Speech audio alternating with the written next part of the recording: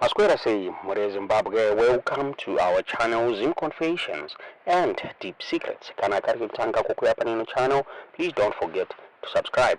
Kana uchingwagara wakasubscribe, but don't forget to comment and share this video. Nasi Mure Zimbabwe, takwigirai nyaya, irikupisa nyaya irikunetsa.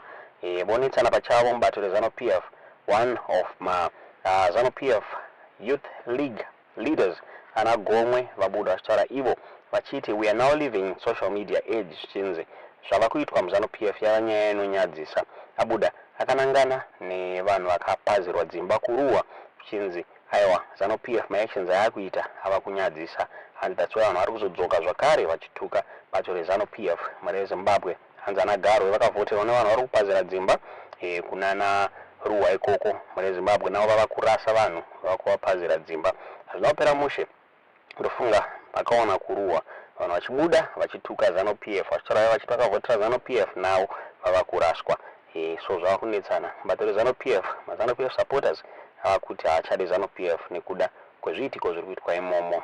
Funga takanzwa zvakare baba Chipedet vachitaura ivo vachiti aiwa maZANU-PF members akapazirwa dzimba kuruwa, hanzi aiwa vava kudya moto wakasikira muziso mure Zimbabwe. Tisingade kuwesta nguva ita kunzwisai audio yatakuvigirai muhamadza zvamuri kufunga pamusoro penyaya iyi mucomment section.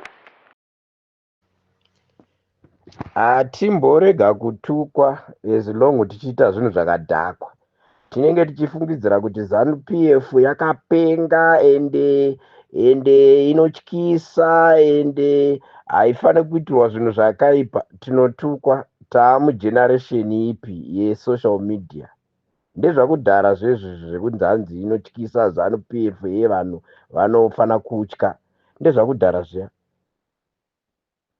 Chinoita kuti vanhu vakagara panzvimbo 2015 vopazirwa 2025.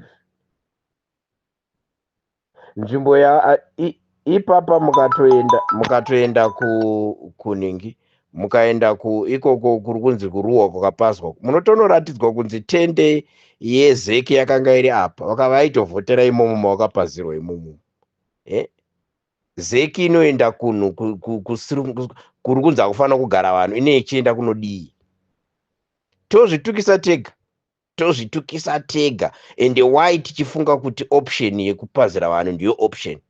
Kana vanhu vagara vakawanda kudaro vachipfura 200 vachipfura 300 ko kutsvagira imwe portion yeland kune munhu iyeye atorerwa land yake segovernment, kunomutsvagira imwe portion kuti aiwa no minda yese yakanzi yakasubdividwa vanhu minda yakadimburwa yakapiwa aniko minda yacho? Kubvira 2018 to 2021 tainzi minda iri kudimburwa, vane minda mombe iri kudimburwa. Hakuna inga zvaingonyorwa wani yakapiwa hani minda yacho, mayuts haana minda. Saka chinotadzisa kuti vanhu ivavo vanenge vatorerwa land yavo, then popuhwa mutemo wokunzi iye zvinezvi vanhu vakatora nzvimbo yemunhu within 48 hours vanhu iva vanofanira kubviswa within 48 hours. Paiswa kana mashaki maviri oro matatu opazwa kwaiwa ari matatu. Vanhu vekanzuru, madhiwo, madA, masupervisor, vashandi vekanzuru vese ava neve-RDC vakapota vachidzingwa mabasa vese kuchipinzwa wanyowani. Hakuna munhu anombovaka pese pasingatenderwa. But munosiya vanhu vakuru vacho vekanzuru varipo muarea imo makavakwa nzvimbo for 5 years, vanhu 8 years vanhu vachigara zviri pamutemo. Mune muchivasiya leadership yacho yana Garwe iyoyo yaitonoadresa imomo ichikambena imomo, mutori nestructure yebranch nedistrict munzvimbo iyoyo yavanotorecognize. Asi today anotanga kubudisa mavidhio kuti handivazivi. That is rubbish. Regai titukwe nana Chipenet, regai vatituke bhozi tisu tisina kurongeka ka. Hatina kumborongeka isu, tinozvita vanhu vakapenga tichida mavhote evanhu, vapedza kuti vhotera totanga kuvabata rafu. Mangwana zviri kunopinza ZANU-PF munguva yakaoma yekudyiwa maelections seruling party. Munenge muchiti kumamisha touhwina. Zviri kuenda kumamisha zviri kunoafekta vese kumamisha. hamusi mutaundi makapazwa. Iconstituency yepati yekumusha iyo yakapaswa muchisoro ichita zvinhu zvekuti musangano wedu haudyiwe kubva 1980 haudyiwe. Tichiramba tine behavior dzakadai suidzodzi dzekufunga kuti kupaza ndo solution chete. Hapana matechnocrats havana imwe solution yavanogona kufunga, iyo yekupaza chete ndo ingori solution. Opposition yakambonopazira vanhu vayo inongoregularize vanhu vayo yotogadzisa mapepa nebackdoor yapedza. Yotanga kutiseka isusu sese hanzi vanga vapazwa zvina basa kuti ndeve ZANU-PF. Mune maugona kutaura nguva yaelection muchinzi hamupazirwe after election pazirwa haya zvina basa kuti muri veZANU-PF. Mokangana kuti next after 5 years kune election futi iri kuuya futi. Apa vanhu vari kuverenga, vanhu vane social media chembere iri kwaMuzarabani iri kuona zvese social ine mwana wayo apazirwa ikoko. Muzoona kuti hazvaafekte party iri kumberi uko at large.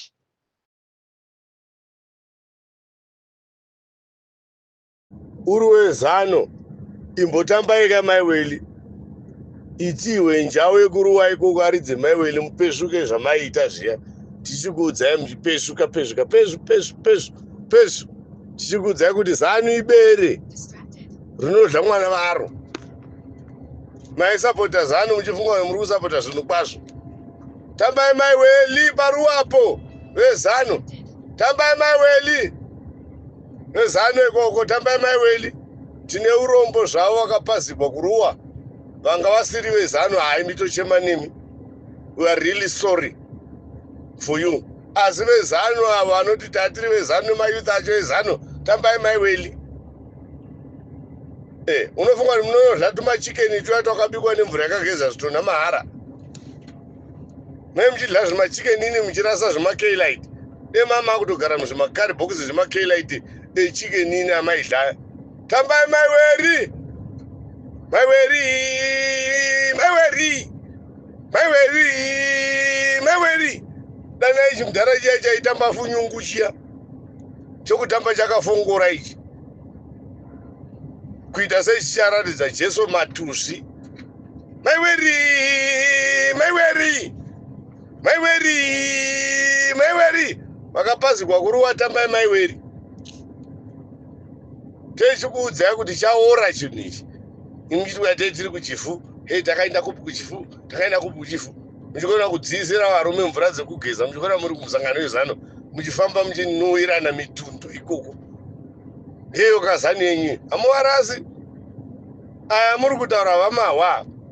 Vanotozana takakutsipikai mwoyo nemvura yakageza zvituna. Rambai muri ipapo deo ukarepewa.